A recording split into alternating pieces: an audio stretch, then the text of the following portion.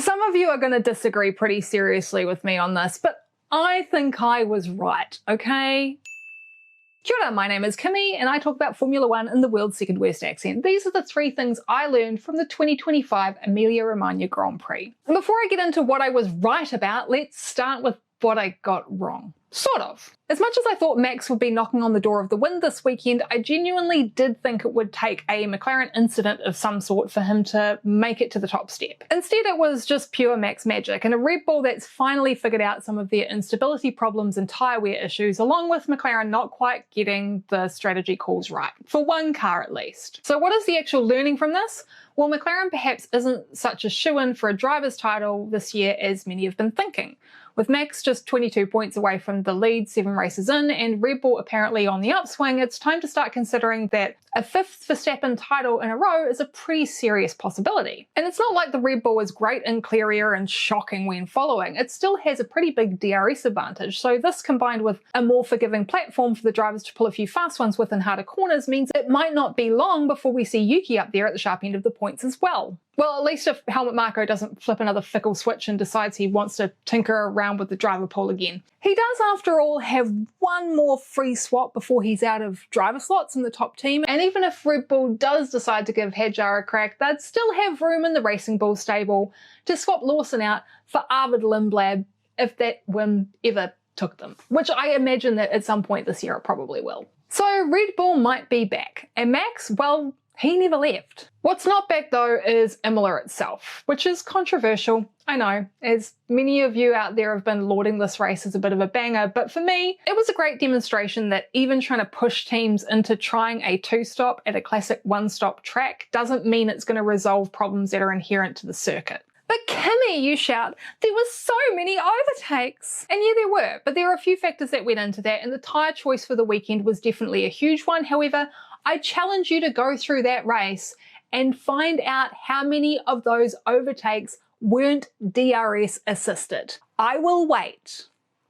Tyre offsets caused by a difference in strategy only make for interesting racing when a decent chunk of the overtakes happen on corners that aren't right after the flap closes. Now there's some exceptions to this. Brazil is a big one because the contiguous sequence makes for some interesting games of cat and mouse where part of the challenge is not leaving yourself vulnerable to the person you just overtook and then having to spend a couple of laps recharging your battery to take another crack. Imola, however, particularly this weekend, had a perfect storm of factors that created so much overtaking, but unfortunately not many of those happened at more interesting parts of the circuit than Tamburello. Just watch the official F1 highlights. In the 8-minute package, the full first minute is dedicated to the race start and Max's epic overtake, and it spends probably close to another 2 minutes combined focusing on pit stops. In the whole highlight reel, there is exactly one pass that is not DRS assisted, and that's Norris's overtake on Russell at the Villeneuve chicane. I don't know about you, but that for me makes for a pretty boring race. And that's not to say that there weren't moments I wasn't shouting at the TV. I absolutely was, but those tended to be more about team strategy calls and bemoaning the timing of the safety car in the VSC than it was about getting particularly excited about an overtake. Other than Alex's attempt on Charles, that is, but I'll get to that more in a second. So yes, Imola is a beautiful historic circuit that the drivers love and many of us fans have a bit of an attachment to. But even with the FIA picking tyres to force strategic variation in tyre offsets, a headwind down the main straight that gave an even bigger DRS advantage than usual, and a couple of interruptions that threw spanners in the works, I still can't give this race more than a 6. It's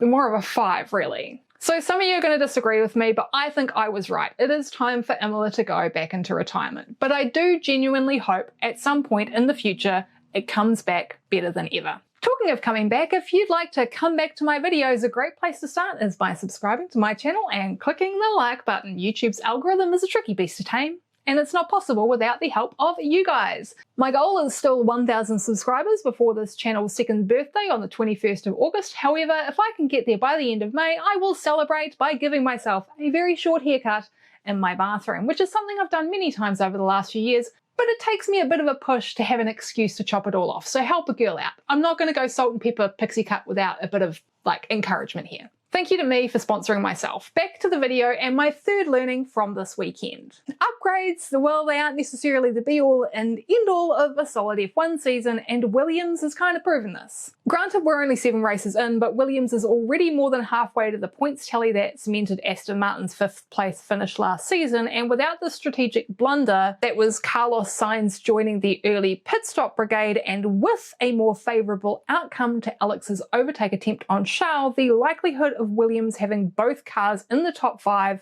and possibly even a 3-4 finish was actually pretty darn high. And let's talk for a minute about that overtake. You know, the one that saw Alex skip his way through the gravel at the first chicane. I genuinely believe that if Ferrari had told Charles to give the place back immediately rather than waiting until they were under investigation and had already started the last lap, it would have resulted in Alex getting past Lewis pretty quickly.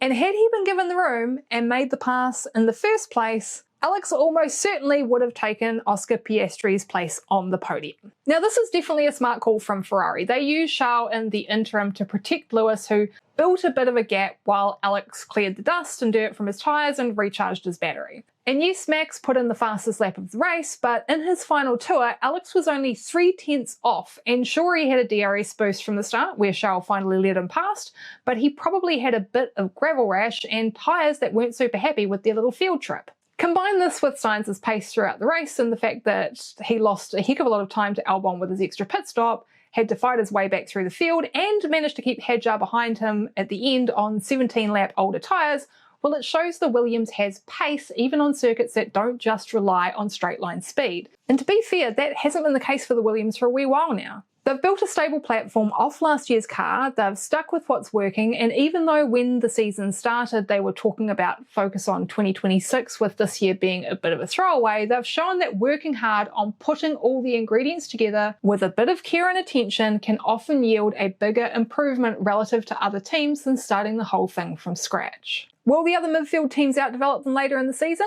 Maybe. But then that depends on whether or not they see it as a good investment or if they'd rather take the extra ATR time to understand their 2026 cars. With Albon's consistency and Sainz showing he's definitely got to grips with the car, and with both these guys being very talented, hard-working, good communicators, I don't think it's unreasonable to think that Williams will continue popping their head in where previously it didn't belong well into the season. And I think they have a pretty damn good chance of scoring a podium in Canada. Anyway, those were my 3 learnings from the 2025 Emilia Romagna Grand Prix. What did you learn? Did you learn nothing? Are you one of the people in the poll who rated this one highly? I'm sorry. And who's your pick to win this year's driver's title now? Let me know in the comments. I'm off to try and reverse this curse I just think I inadvertently placed on Williams Montreal weekend.